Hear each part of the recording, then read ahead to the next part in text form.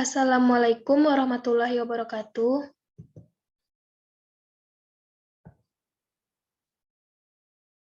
Baiklah, sebelumnya perkenalkan, nama saya Bunga Permatasari, NIM 20043074, Program Studi Akuntansi, dengan mata kuliah Sistem Informasi Akuntansi, Universitas Negeri Padang. Baiklah, pada kesempatan kali ini, saya akan mempresentasikan jawaban tugas kuliah minggu 6. Kita langsung saja pada soal nomor 1. Pertanyaan yang pertama yaitu, jelaskan mengapa sebuah entitas bisnis mau menggunakan sebagian atau semua hal ini, yaitu firewall, CIRT, intrusion prevention system, dan intrusion detection system. Sebelum kita lanjut ke pertanyaannya, alangkah lebih baiknya kita mengetahui dahulu pengertian dari sistem keamanan tersebut. Yang pertama yaitu firewall. Firewall merupakan sistem keamanan yang melindungi komputer dari berbagai macam ancaman di jaringan internet.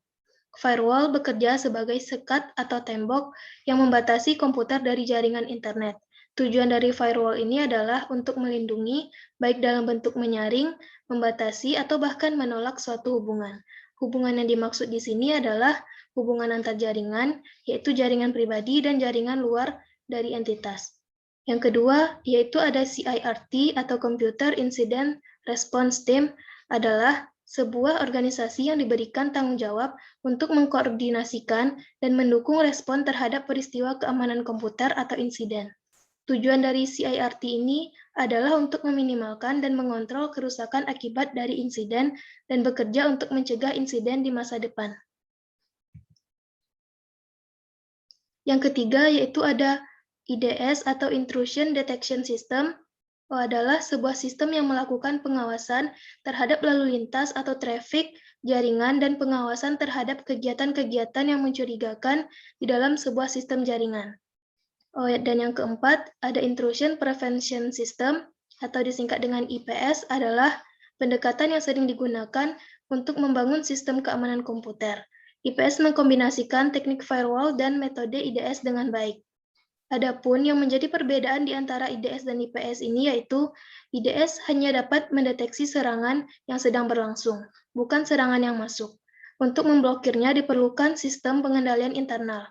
Sedangkan IPS, ia dapat mencegah serangan dengan menjatuhkan paket berbahaya, memblokir IP yang menyinggung, dan memberitahu personil keamanan tentang potensi ancaman. Jadi dapat disimpulkan mengapa sebuah entitas bisnis mau menggunakan sebagian atau semua hal dari firewall, CIRT, IPS, dan IDS ini karena pada perusahaan atau entitas, terutama yang berskala besar, penerapan semua sistem-sistem tersebut merupakan suatu kebutuhan yang digunakan untuk mengamankan informasi data entitas agar data tersebut tidak bocor kemana-mana. Sehingga keberadaan sistem keamanan ini memiliki peranan yang sangat penting dalam menjaga data-data pada sebuah entitas. Baik, kita lanjut ke soal nomor 2, yaitu di antara 3 jenis pengendalian, preventif, detektif, dan korektif, manakah yang akan paling saudara prioritaskan untuk diterapkan pada sebuah entitas bisnis? Apakah tipe yang saudara pilih itu sama jika kasusnya perusahaan yang tidak punya sistem sama sekali dengan yang sudah punya sistem? Baik, sebelum kita lanjut menjawab pertanyaan itu, kita harus mengetahui dulu apa itu pengendalian preventif, detektif, dan korektif tersebut. Jadi, yang pertama pengendalian untuk pencegahan atau preventif merupakan pengendalian yang dilakukan untuk mencegah timbulnya masalah sebelum masalah tersebut muncul. Contoh, dibuatnya standar operasional prosedur untuk suatu kegiatan entitas pemisahan fungsi dalam suatu entitas, seperti training karyawan, pembatasan akses, asuransi perlindungan, dan lain sebagainya. Pengendalian untuk pemeriksaan atau detektif merupakan pengendalian yang dilakukan dalam rangka mencari atau mendeteksi akar dari suatu permasalahan. Atau dengan kata lain, pengendalian yang dilakukan di mana telah terdapat suatu permasalahan. Contohnya seperti adanya rekonsiliasi kas, melaksanakan audit secara periodik, perubahan berkala user ID atau PIN, dan lain sebagainya. Dan yang ketiga yaitu pengendalian untuk koreksi atau korektif, merupakan kegiatan pengendalian yang dilakukan untuk memecahkan masalah yang ditemukan oleh pengendalian untuk kepentingan pemeriksaan. Contoh, pemeliharaan atas dana cadangan atau perbaikan sistem informasi atas kesalahan data yang disebabkan adanya error pada sistem. Jadi menurut saya dari ketiga pengendalian tersebut, yaitu preventif, detektif, dan korektif, yang akan paling saya prioritaskan untuk diterapkan pada sebuah entitas bisnis yaitu yang pertama pengendalian detektif, yang kedua pengendalian korektif, dan yang ketiga pengendalian preventif. Adapun alasan kenapa saya memprioritaskan pengendalian detektif pada urutan pertama yaitu karena menurut saya pengendalian detektif ini adalah pengendalian yang pertama mengungkapkan masalah dengan mencari akar dari suatu permasalahan. Lalu setelah mencari akar permasalahan tersebut, maka kita selanjutnya dapat melakukan pemeriksaan ataupun perbaikan dalam sistem informasi untuk pemecahan masalah yang kita kenal sebagai dengan pengendalian korektif. Lalu adapun alasan kenapa saya memposisikan pengendalian preventif itu pada urutan akhir atau urutan ketiga yaitu karena menurut saya pengendalian preventif itu pada umumnya sudah diterapkan oleh entitas sebelum terjadinya suatu permasalahan.